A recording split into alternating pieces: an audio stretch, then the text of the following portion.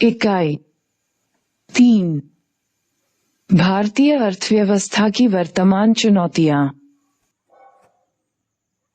आज भारत की चुनौतियों में निधनता, ग्रामीण भारत का विकास तथा आधारिक संरचना का निर्माण प्रमुख है। हम 100 करोड़ लोगों की शक्ति से संपन्न राष्ट्र हैं तथा मानव पूंजी हमारी एक बड़ी संपत्ति है। इसमें शिक्षा तथा स्वास्थ्य में निवेश आवश्यक है। हमें रोजगार के स्वरूप को समझने की एवं देश में और अधिक रोजगार के अवसर के सृजन की जरूरत है। हम विकास के निहितार्थों को भी अपने पर्यावरण तथा धारणीय विकास की मांग के संदर्भ में देखेंगे। इन मुद्दों को सुलझाने के क्रम में सरकार की नीतियों का आलोचनात्मक आकलन किए जाने की जरूरत है, जिस पर इस इकाई में अलग से चर्चा की गई है।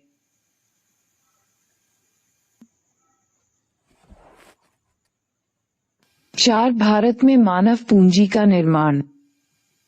इस अध्याय को पढ़ने के बाद आप मानव संसाधन, मानव पूंजी निर्माण और मानव विकास की अवधारणाओं को समझ सकेंगे। मानव पूंजी में निवेश, आर्थिक समृद्धि और मानव विकास के परस्पर संबंधों को जानेंगे। शिक्षा और स्वास्थ्य पर सरकारी व्यय की आवश्यकता को समझ पाएंगे और भारत की शैक्षिक उपलब्धियों की जानकारी प्राप्त करेंगे।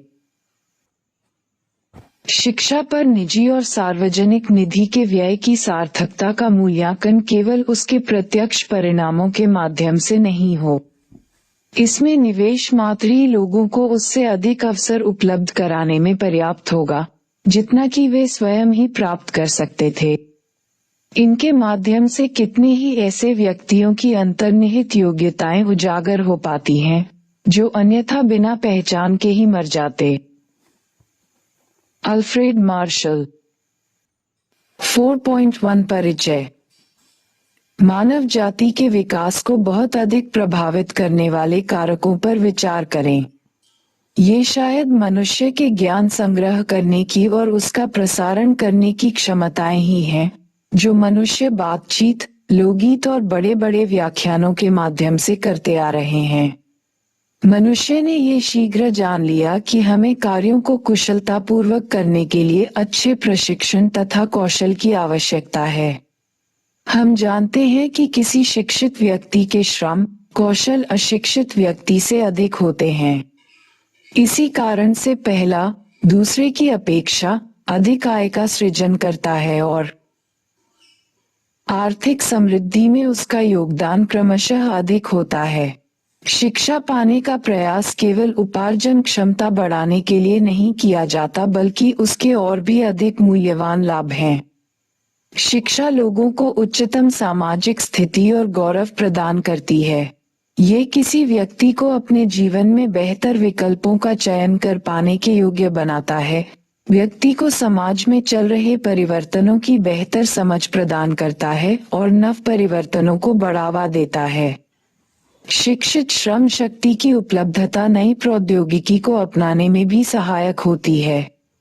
देश शिक्षा के अवसरों के विस्तार की आवश्यकता पर बल देते हैं, क्योंकि यह विकास प्रक्रिया को तेज करती है। 4.2 मानव पूंजी क्या है? जिस प्रकार एक देश अपने भूमि जैसे भौतिक संसाधनों को कारखानों जैसी भौतिक पूंजी में परिवर्तित कर सकता है, उसी प्रकार वह अपने छात्र रूपी मानव संसाधनों को नर्स, किसान, अध्यापक, अभियंता और डॉक्टर जैसी मानव पूंजी में भी परिवर्तित कर सकता है। समाज को सबसे पहले पर्याप्त मात्रा में मानव पूंजी की जरूरत है, जो ऐसे योग्य व्यक्तियों के रूप में अधिक होती है जो पहले स्वयं प्रशिक्षित हो चुके हों और प्रोफेसरों आदि के रूप में कार्य करने योग्य हों। दूसरे शब्दों में, हमें अन्य मानव पूंजी जैसे नर्स, किसान, अध्यापक, डॉक्टर, इंजीनियर आदि को तैयार करने के लिए शिक्षकों, प्रशिक्षकों के रूप में बेहतर मानव पूंजी की आवश्यकता होती है। इसका अर्थ है कि हमें मानव संसाधनों को मानव पूंजी के रूप में परिवर्तित करने के लिए मानव पूंजी निवेश करने की भी आवश्यकता है। आइए इन प्रश्नों के माध्यम से मानव पूंजी के अर्थ को कुछ अधिक स्पष्ट रूप से जानने का प्रयास करें। क. मानव पूंजी के स्रोत क्या हैं? ख. क्या किसी देश की आर्थिक समृद्धि और वहां की मानव पूंजी में कोई संबंध होता है? ग. क्या मानव पूंजी के निर्माण का संबंध मनुष्य के सर्वांगीण विकास से है, जिसे आमतौर पर मानव विकास के रूप में जाना जाता है? घ. भारत में मानव पूंजी के निर्माण में सरकार की क्या भूमिका हो सकती है? 4.3 मानव पूंजी के स्रोत। शिक्षा में निवेश को मानव पूंजी का एक प्रमुख स्रोत माना जाता है। इसके अतिरिक्त स्वास्थ्य। इन्हें कीजिए। समाज के अलग अलग वर्गों से 3 परिवारों का चयन करें और डेटा एकत्र करें। क. अति निर्धन, ख. मध्यम वर्गीय तथा ग. संपन्न। इन परिवारों के लड़के तथा लड़कियों की शिक्षा पर व्यय की प्रवृत्ति का आकलन करें। में निवेश, कार्य के दौरान प्रशिक्षण, प्रबंधन तथा सूचना आदि मानव पूंजी के निर्माण के अन्य स्रोत हैं। आपके माता पिता आपकी शिक्षा पर व्यय क्यों कर रहे हैं? व्यक्तियों द्वारा शिक्षा पर व्यय कुछ उसी प्रकार का खर्च है जैसा कि कंपनियां निश्चित अवधि में अपने दीर्घकालिक निश्चित लाभ को सुधारने के लिए पूंजीगत वस्तुओं पर करती हैं। इसी प्रकार व्यक्ति अपनी भविष्य की आय को बढ़ाने के लिए शिक्षा पर निवेश करता है।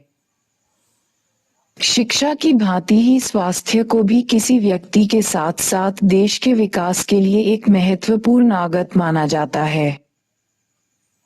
किसी भी कार्य को अच्छी तरह से कौन कर सकता है? एक बीमार व्यक्ति या एक स्वस्थ व्यक्ति? चिकित्सा सुविधाओं के सुलभ नहीं होने पर एक बीमार श्रमिक कार्य से विमुख रहेगा। इससे उत्पादकता में कमी आएगी।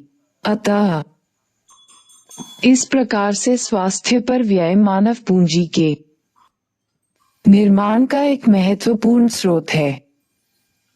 प्रतिषेधी आयुर्विज्ञान, टीकाकरण, चिकित्सीय आयुर्विज्ञान, बीमारियों के क्रम में उसकी चिकित्सा तथा सामाजिक आयुर्विज्ञान। स्वास्थ्य संबंधी साक्षरता या ज्ञान का प्रसार और इनके साथ साथ स्वच्छ पेयजल का प्रावधान आदि पर खर्च होने वाली राशि स्वास्थ्य व्यय के विभिन्न रूप हैं। स्वास्थ्य पर किया गया व्यय स्वस्थ श्रम बल की पूर्ति को प्रत्यक्ष रूप से बढ़ाता है और इसी कारण यह मानव पूंजी निर्माण का एक स्रोत है।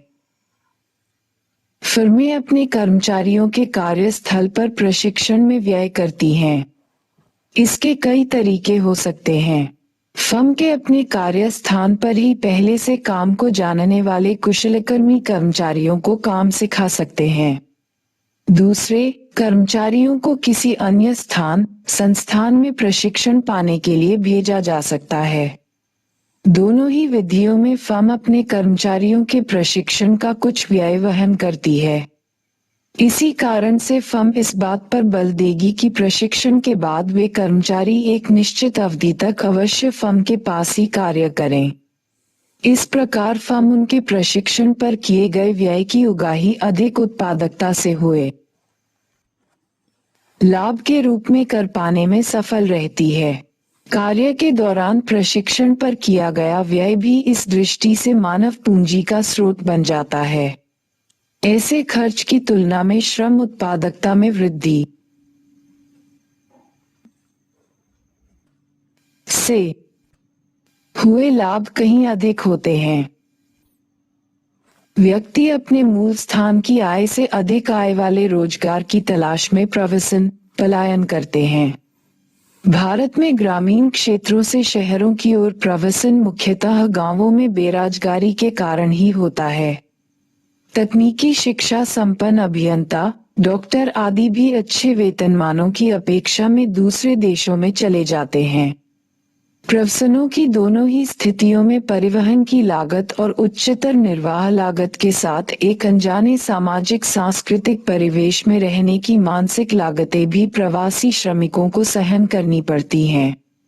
किंतु नए स्थान पर उनकी कमाई प्रवास से जुड़ी सभी लागतों से कहीं अधिक होती है। अतः प्रवसन पर व्यय भी मानवीय पूंजी निर्माण का स्रोत है। व्यक्ति श्रम बाजार तथा दूसरे बाजार जैसे शिक्षा और स्वास्थ्य से संबंधित सूचनाओं को प्राप्त करने के लिए व्यय करते हैं। वे ये जानना चाहते हैं कि विभिन्न प्रकार के कार्यों में वेतनमान क्या हैं या फिर क्या शैक्षिकी संस्थाएं सही प्रकार के कौशल में प्रशिक्षण दे रही हैं और किस लागत पर। ये जानकारी मानव पूंजी में निवेश करने से प्राप्त मानव पूंजी के भंडार का सदुपयोग करने की दृष्टि से बहुत उपयोगी होती है। इसीलिए श्रम बाजार तथा अन्य बाजारों के विषय में जानकारी प्राप्त करने पर किया गया व्यय भी मानव पूंजी निर्माण का स्रोत है। भौतिक पूंजी की अवधारणा के आधार पर ही मानव पूंजी के वैचारिक आधार की रचना की गई है।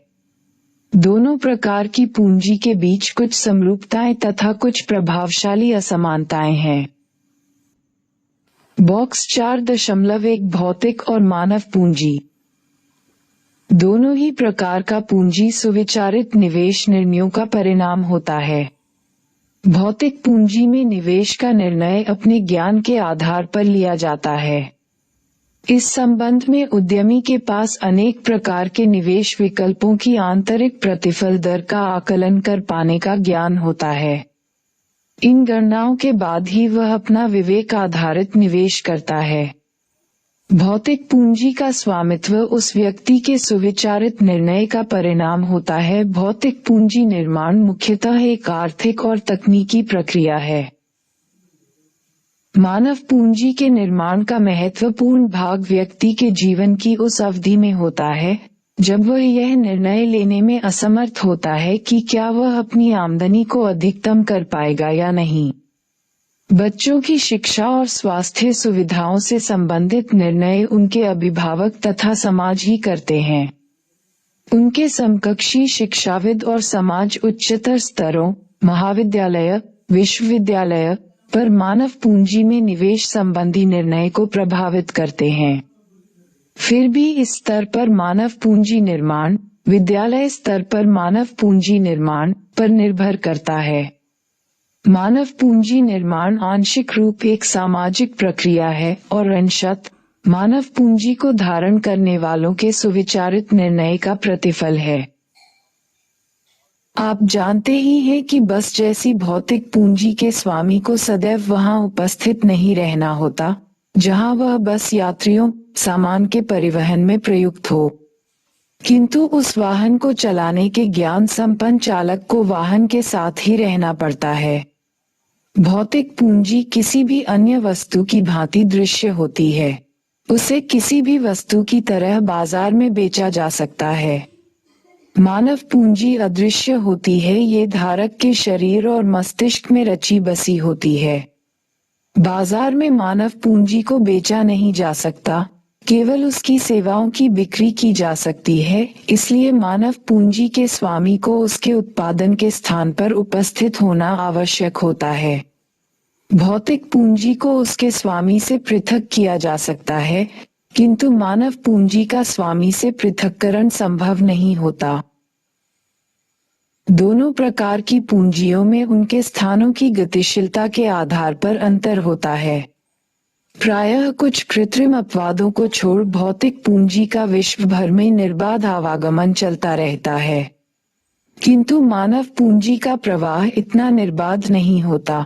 इसके मार्ग में राष्ट्रीयता और संस्कृति की ऊंची बाधाएं आ जाती हैं।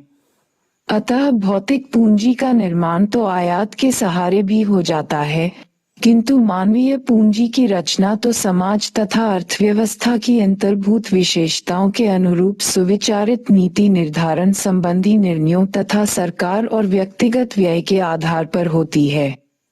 समय के साथ साथ दोनों ही प्रकार की पूंजियों में मूल्य ह्रास होता है।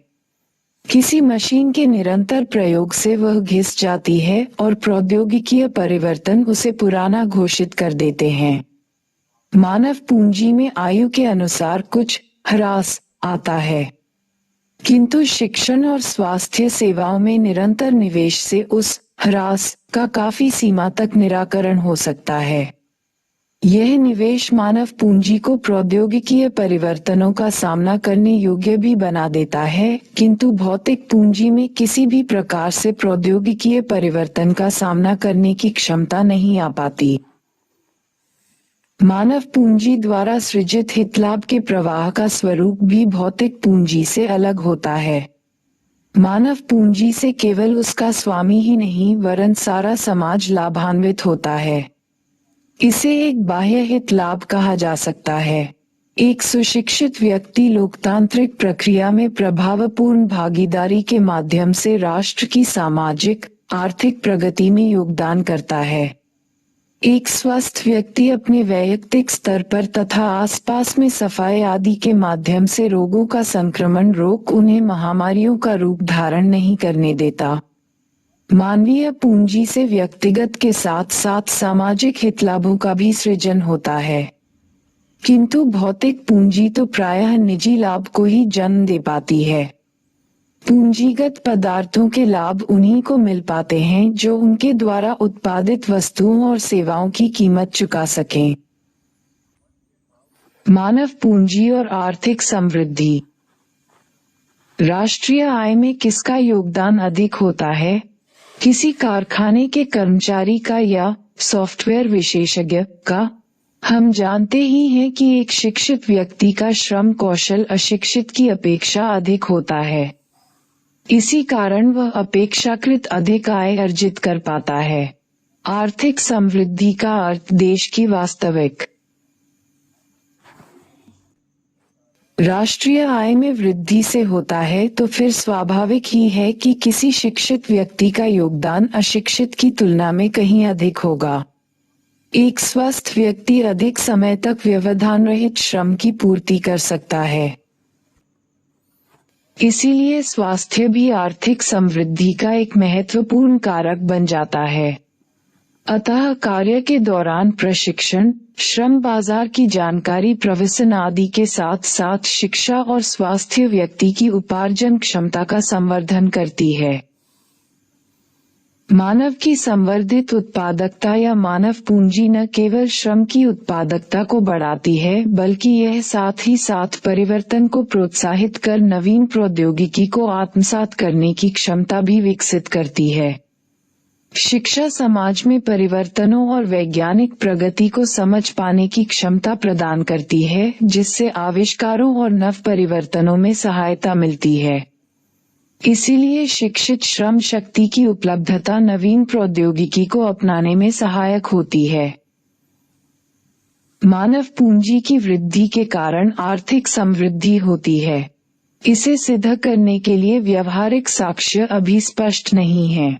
इसका कारण मापन की समस्याएं हो सकती हैं। उदाहरण के लिए, स्कूली वर्षों की गणना, शिक्षक शिक्षार्थी अनुपात और नामांकन दर आदि के आधार पर शिक्षा का मापन उसकी गुणवत्ता को आर्थिक रूप से व्यक्त नहीं कर पाता। इसी प्रकार स्वास्थ्य सेवाओं पर मौद्रिक व्यय, जीवन प्रत्याशा तथा मृत्यु दरों आदि से देश की जनसंख्या के वास्तविक स्वास्थ्य स्तर का सही ज्ञान नहीं होता। यदि इन सूचकों का प्रयोग कर विकसित तथा विकासशील देशों में शिक्षा व स्वास्थ्य स्तरों और प्रति व्यक्ति आय में सुधारों की तुलना करें तो हमें मानव पूंजी के परिवर्तनों में साहचर्य दिखाई पड़ता है, किंतु प्रति व्यक्ति वास्तविक आय में ऐसी कोई प्रवृत्ति स्पष्ट नहीं होती। दूसरे शब्दों में, विकासशील देशों में मानव पूंजी की समृद्धि तो बहुत तेजी से हो रही है, किंतु उनकी प्रति व्यक्ति वास्तविक आय की वृद्धि उतनी तीव्र नहीं है। यह मानना तर्कसंगत है कि मानव पूंजी और आर्थिक समृद्धि परस्पर एक दूसरे को प्रभावित करते हैं। अर्थात एक ओर जहां प्रवाहित उच्च आय उच्च स्तर पर मानव पूंजी के सृजन का कारण बन सकती है, तो दूसरी ओर उच्च स्तर पर मानव पूंजी निर्माण से आय की समृद्धि में सहायता मिल सकती है।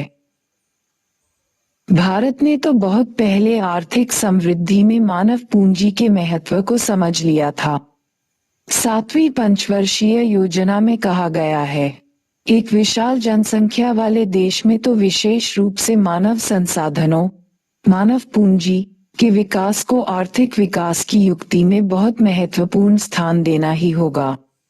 उचित शिक्षण प्रशिक्षण पाकर एक विशाल जनसंख्या अपने आप में आर्थिक समृद्धि को बढ़ाने वाली परिसंपत्ति बन जाएगी। साथ ही यह वांछित दिशा में सामाजिक परिवर्तन भी सुनिश्चित कर देगी। उद्धरण चिन्ह। मानव पूंजी, शिक्षा और स्वास्थ्य तथा आर्थिक समृद्धि के बीच कारण प्रभाव संबंध का स्पष्ट निरूपण कठिन होता है, किंतु सारणी 4.1 में देख सकते हैं कि ये दोनों क्षेत्र में साथ साथ समृद्ध हुए हैं। संभवतः प्रत्येक क्षेत्र की समृद्धि ने दूसरे क्षेत्र का समृद्धि को सहारा दिया है। नेशनल एजुकेशन पॉलिसी 2020 में कहा गया है कि ज्ञान के परिदृश्य में पूरा विश्व तेजी से परिवर्तन के दौर से गुजर रहा है। बिग डेटा, मशीन लर्निंग और आर्टिफिशियल इंटेलिजेंस जैसे क्षेत्रों में हो रहे बहुत से वैज्ञानिक और तकनीकी विकास के चलते एक और विश्व भर में अकुशल कामगारों की जगह मशीनें काम करने लगेंगी और दूसरी ओर डेटा साइंस, कंप्यूटर साइंस और गणित के क्षेत्रों में ऐसे कुशल कामगारों की जरूरत और मांग बढ़ेगी जो विज्ञान, समाज विज्ञान और मानविकी के विविध विषयों में योग्यता रखते हों। जलवायु परिवर्तन, बढ़ते प्रदूषण और घटते प्राकृतिक संसाधनों की वजह से हमें ऊर्जा, भोजन, पानी, स्वच्छता आदि की आवश्यकताओं को पूरा करने के नए रास्ते खोजने होंगे और इस कारण भी जीव विज्ञान, रसायन विज्ञान, भौतिक विज्ञान, कृषि, जलवायु विज्ञान और समाज विज्ञान के क्षेत्रों में नए कुशल कामगारों की जरूरत होगी। महामारी और महामारी के बढ़ते उद्भव, संक्रामक रोग प्रबंधन और टीकों के विकास, सहयोगी अनुसंधान और परिणामी सामाजिक मुद्दे बहुविषयक अधिगम की आवश्यकता को बढ़ाते हैं। मानविकी और कला की मांग बढ़ेगी क्योंकि भारत एक विकसित देश बनने के साथ साथ दुनिया की 3 सबसे बड़ी अर्थव्यवस्थाओं में से एक बनने की ओर अग्रसर है। इस नीति का दृष्टिकोण ये सुझाव देता है कि केवल मानव पूंजी का निर्माण ही भारत की अर्थव्यवस्था को उच्च विकास की राह पर ले जा सकता है। भारत में आगे चलकर मानव पूंजी निर्माण ही इसकी अर्थव्यवस्था को ज्ञान परिदृश्य पर आधारित आर्थिक समृद्धि के उच्च पथ पर ले जाएगा।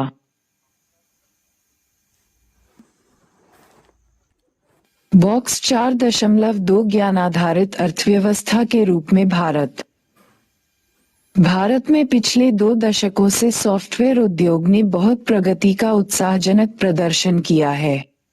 अब तो उद्यमी, नौकरशाह और राजनेता सभी इस बारे में अपने विचार अभिव्यक्त कर रहे हैं कि सूचना प्रौद्योगिकी का प्रयोग कर भारत किस प्रकार अपने आप को ज्ञान आधारित अर्थव्यवस्था में परिवर्तित कर सकता है, अर्थतंत्र में परिवर्तित कर सकता है।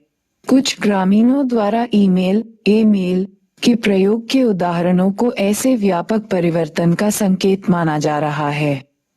इसी प्रकार से ई प्रशासन को भविष्य के एक मार्ग के रूप में जाना जा रहा है। सूचना प्रौद्योगिकी का सही मूल्यमान तो वर्तमान आर्थिक विकास के स्तर पर निर्भर रहता है। क्या आप सोच सकते हैं कि ग्रामीण क्षेत्रों में सूचना प्रौद्योगिकी पर आधारित सेवाएं मानव विकास करने में सक्षम होंगी? चर्चा करें। 4.4 मानव पूंजी और मानव विकास। ये दोनों पारिभाषिक शब्द मिलते जुलते भले ही प्रतीत होते हैं, पर इनके बीच स्पष्ट अंतर है। मानव पूंजी की अवधारणा शिक्षा और स्वास्थ्य को श्रम की उत्पादकता बढ़ाने का माध्यम मानती है। मानव विकास इस विचार पर आधारित है कि शिक्षा और स्वास्थ्य मानव कल्याण के अभिन्न अंग हैं, क्योंकि जब लोगों में पढ़ने लिखने तथा सुदीर्घ स्वस्थ जीवन यापन की क्षमता आती है, तभी वह ऐसे अन्य चयन करने में सक्षम हो पाते हैं जिन्हें वे महत्वपूर्ण मानते हैं। मानव पूंजी का विचार मानव को किसी साध्य की प्राप्ति का साधन मानता है। ये साध्य उत्पादकता में वृद्धि का है। इस मतानुसार शिक्षा और स्वास्थ्य पर किया गया निवेश अनुत्पादक है, अगर उससे वस्तुओं और सेवाओं के निर्गत में वृद्धि न हो। मानव विकास के परिप्रेक्ष्य में मानव स्वयं साध्य भी है। भले ही शिक्षा, स्वास्थ्य आदि पर निवेश से श्रम की उच्च उत्पादकता में सुधार नहीं हो, किंतु इनके माध्यम से मानव कल्याण का संवर्धन तो होना ही चाहिए। अतः श्रम की उत्पादकता में सुधार के पक्ष को अनदेखा करते हुए भी बुनियादी शिक्षा और बुनियादी स्वास्थ्य सुविधाओं का अपना अलग महत्व हो जाता है। इस दृष्टि से प्रत्येक व्यक्ति का बुनियादी शिक्षा और स्वास्थ्य सुविधाओं पर अधिकार सिद्ध हो जाता है। दूसरे शब्दों में, समाज के प्रत्येक सदस्य को साक्षर तथा स्वस्थ जीवन जीने का अधिकार होता है। 4.5 भारत में मानव पूंजी निर्माण की स्थिति। इस खंड में हम भारत में मानव पूंजी निर्माण का विश्लेषण करने जा रहे हैं। हम पहले ही पढ़ चुके हैं कि मानव पूंजी निर्माण शिक्षा, स्वास्थ्य, कार्यस्थल प्रशिक्षण, प्रवसन और सूचना निवेश का परिणाम है। इनमें से शिक्षा और स्वास्थ्य मानव पूंजी निर्माण के दो सबसे महत्वपूर्ण स्रोत हैं। हम जानते हैं कि भारत देश की प्रशासन व्यवस्था संघीय है, जिसमें केंद्र, राज्य तथा स्थानीय निकाय, नगर निगम, नगर पालिका, ग्राम पंचायत आदि हैं। भारत के संविधान ने सभी स्तर के प्रशासकीय निकायों के कार्यों, दायित्वों को भी बहुत स्पष्ट रूप से निर्धारित किया है। इसी प्रकार शिक्षा और स्वास्थ्य दोनों पर व्यय तीनों ही प्रशासकीय स्तरों पर साथ साथ वहन किया जाता है। स्वास्थ्य क्षेत्र का विस्तृत विश्लेषण अध्याय 8 में किया जा चुका है। अतः यहाँ हम केवल शिक्षा क्षेत्र का विश्लेषण करेंगे।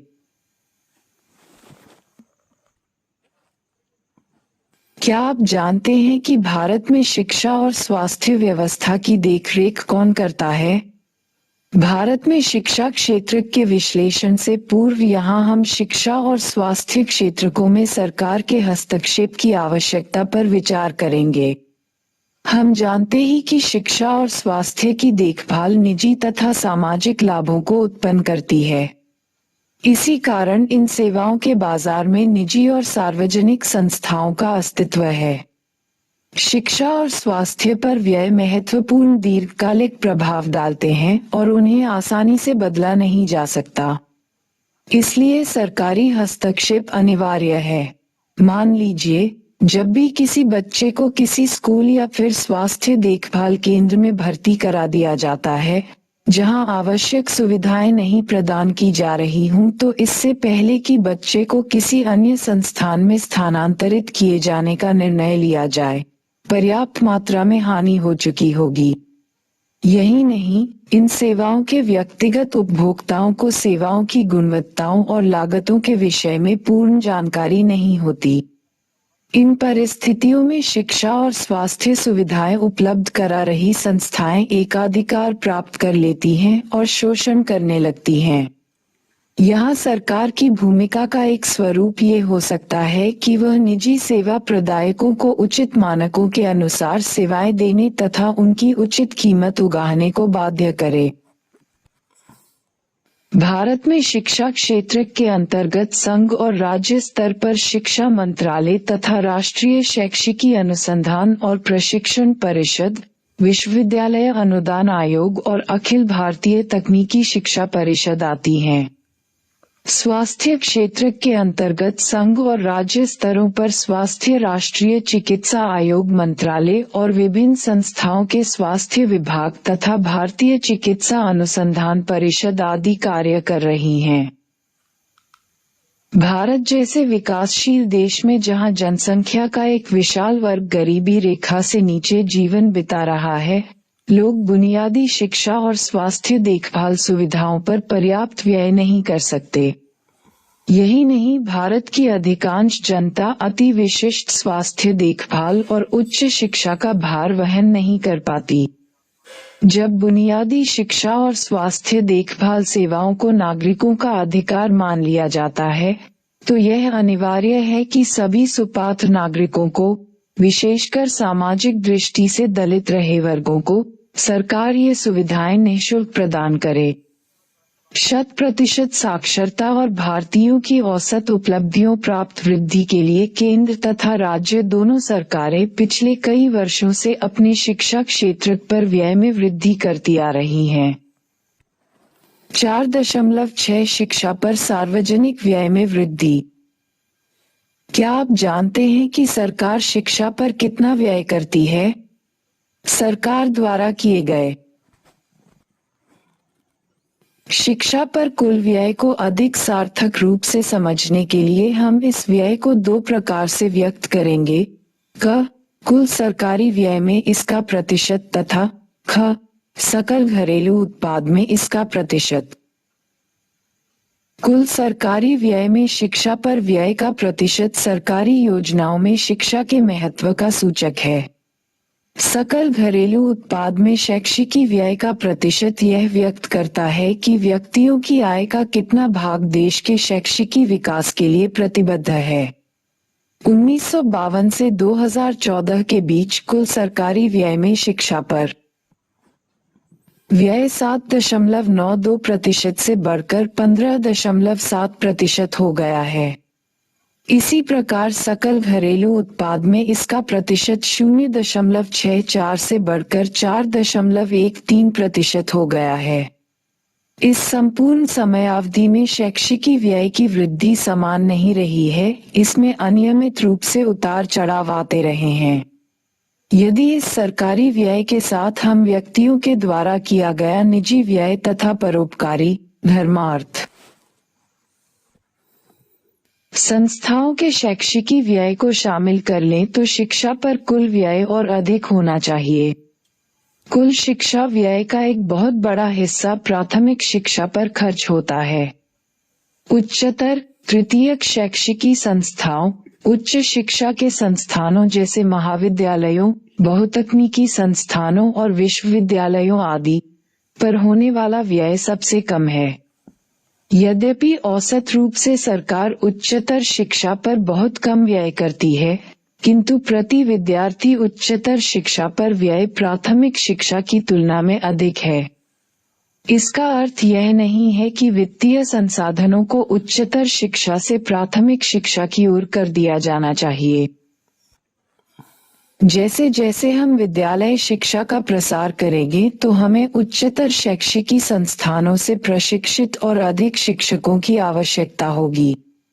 अतः शिक्षा के सभी स्तरों पर व्यय में वृद्धि करना चाहिए। वर्ष 2014-15 प्रारंभिक शिक्षा पर प्रति विद्यार्थी होने वाले सार्वजनिक व्यय में राज्यों के बीच काफी अंतर है। जहां हिमाचल प्रदेश में इसका उच्च स्तर 34,651 रु, वहीं बिहार में यह मात्र 4,088 रु है। इस प्रकार की विषमताओं के कारण ही विभिन्न राज्यों में शिक्षा के अवसरों और शैक्षिकी उपलब्धियों के स्तर में बहुत भारी अंतर हो जाता है। विभिन्न आयोगों के द्वारा शिक्षा व्यय के वांछित स्तर के साथ यदि शिक्षा व्यय की तुलना की जाए तो इसकी अपर्याप्तता समझ में आ सकती है। शिक्षा आयोग 1964-66 ने सिफारिश की थी कि शैक्षिकी उपलब्धियों की समृद्धि दर में उल्लेखनीय सुधार लाने के लिए सकल घरेलू उत्पाद का कम से कम 6% शिक्षा पर खर्च किया जाना चाहिए। वर्ष 2009 में भारत सरकार ने बच्चों को मुफ्त और अनिवार्य शिक्षा का अधिकार अधिनियम का कानून बनाया है, जिसके अंतर्गत 6-14 वर्ष के आयु वर्ग के सभी बच्चों को मुफ्त शिक्षा प्रदान की जाती है। 1999 में भारत सरकार द्वारा नियुक्त तापस मजूमदार समिति ने अनुमान लगाया था कि देश के 6-14 आयु वर्ग के सभी बच्चों को स्कूली शिक्षा व्यवस्था में शामिल करने के लिए 1998-99 से 2007 के 10 वर्षों की अवधि में लगभग 1.3 लाख करोड़ रु व्यय करना होगा। सकल घरेलू उत्पाद के 6% के स्तर की तुलना में वांछित वर्तमान 4% व्यय का स्तर बहुत कम है। आने वाले वर्षों में 6% के लक्ष्य तक पहुंचने की आवश्यकता है, जैसा कि सिद्धांत रूप में स्वीकार किया गया है। भारत सरकार ने सभी केंद्रीय करों पर 2% शिक्षा उपकर लगाना भी प्रारंभ किया है। शिक्षा उपकर से प्राप्त राजस्व को प्राथमिक शिक्षा पर व्यय करने हेतु सुरक्षित रखा है। साथ ही सरकार ने उच्च शिक्षा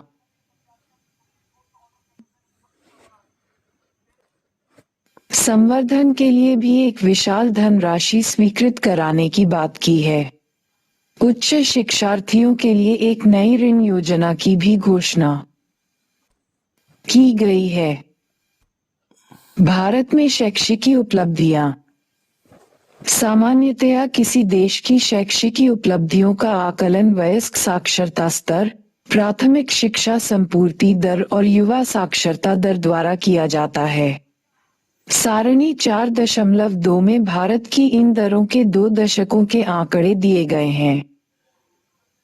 4.7 भविष्य की संभावनाएं। सबके लिए शिक्षा अभी भी एक सपना है। यद्यपि वयस्क और युवा साक्षरता दरों में सुधार हो रहा है, किंतु आज भी देश में निरक्षरों की संख्या उतनी ही है जितनी स्वाधीनता के समय भारत की जनसंख्या थी। भारत की संविधान सभा ने 1950 में संविधान को पारित करते समय संविधान के नीति निदेशक तत्वों में स्पष्ट किया था कि सरकार संविधान पारित होने के 10 साल के अंदर 14 वर्ष की आयु के बच्चों के लिए निःशुल्क और अनिवार्य शिक्षा का प्रावधान करेगी। इस लक्ष्य को प्राप्त कर लेते तो अब तक 100% साक्षरता हो गई होती। लिंग समता पहले से बेहतर। अब साक्षरता में पुरुषों और महिलाओं के बीच का अंतर कम हो रहा है, जो लिंग समता की दिशा में एक सकारात्मक विकास है। नारी शिक्षा को भारत में और प्रोत्साहन दिए जाने के कई कारण हैं, जैसे शिक्षा नारी की आर्थिक स्वतंत्रता और सामाजिक स्तर में सुधार और साथ ही स्त्री शिक्षा प्रजनन दर और स्त्रियों व बच्चों के स्वास्थ्य देखभाल पर अनुकूल प्रभाव डालती है। अतः हमें साक्षरता स्तर सुधारने के अपने प्रयासों में शिथिलता नहीं आने देनी चाहिए। अभी हमें 100% वयस्क साक्षरता दर प्राप्त करने के लिए अनेक मंजिलें को पार करनी है। उच्च शिक्षा लेने वालों की कमी। भारत में शिक्षा का पिरामिड बहुत ही नुकीला है, जो दर्शाता है कि उच्चतर शिक्षा स्तर तक बहुत कम लोग पहुंच पाते हैं। यही नहीं, शिक्षित युवाओं की बेरोजगारी दर भी उच्चतम है। राष्ट्रीय प्रतिदर्श सर्वेक्षण संगठन के आंकड़ों के अनुसार वर्ष 2011-12 में ग्रामीण क्षेत्रों में स्नातक व ऊपर अध्ययन किया हो युवा पुरुषों के बीच बेरोजगारी दर 19% थी। उनके शहरी समकक्षों में 16% अपेक्षाकृत कम स्तर पर बेरोजगारी दर थी। सबसे गंभीर रूप से प्रभावित लोगों में लगभग 30% बेरोजगार हैं, जो युवा ग्रामीण महिला थीं। इसके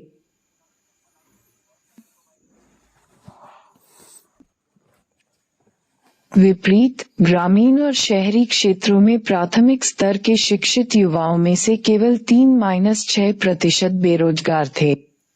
आवधिक श्रम बल सर्वेक्षण 2017-18 के अनुसार इस स्थिति में अभी तक सुधार अपेक्षित है।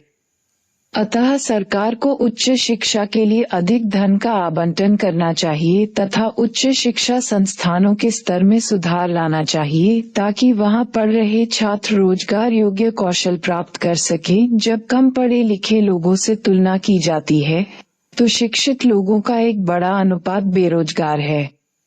क्यों? 4.1 निष्कर्ष। मानव पूंजी निर्माण और मानव विकास के आर्थिक सामाजिक लाभों से तो सभी परिचित हैं। भारत में केंद्र और राज्य सरकारें शिक्षा तथा स्वास्थ्य क्षेत्रों के विकास के लिए पर्याप्त वित्तीय व्यवस्था का प्रावधान करती आ रही हैं।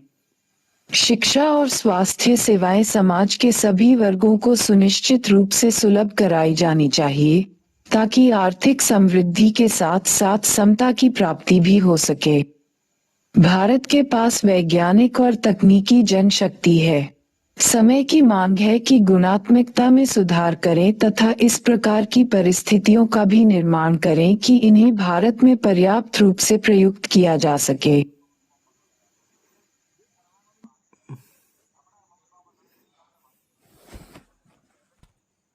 पुनरावर्तन। ग्रेटर देन शिक्षा में निवेश मानव को मानव पूंजी में परिवर्तित करता है। इस प्रकार मानव पूंजी बढ़ी हुई उत्पादकता का प्रतिनिधित्व करती है। यह एक अर्जित योग्यता है और समझ-बूझ से किए गए निवेशगत निर्णयों का परिणाम है, जो भविष्य में आय के स्रोतों में वृद्धि की अपेक्षा से किए जाते हैं। ग्रेटर देन शिक्षा में निवेश, कार्यस्थल प्रशिक्षण, स्वास्थ्य, प्रवसन और सूचना मानव पूंजी निर्माण के स्रोत हैं। ग्रेटर देन भौतिक पूंजी की संकल्पना मानव पूंजी की संकल्पना निर्धारण का आधार है। पूंजी निर्माण के दोनों प्रकारों में कुछ समानताएं और कुछ विषमताएं हैं।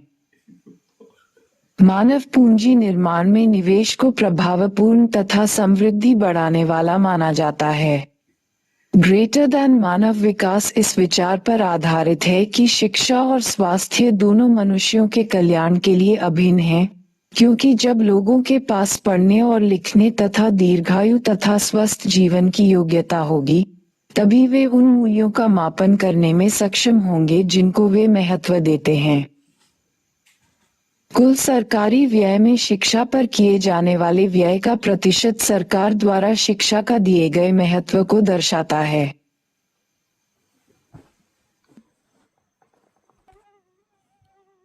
अभ्यास 1. किसी देश में मानवीय पूंजी के दो प्रमुख स्रोत क्या होते हैं?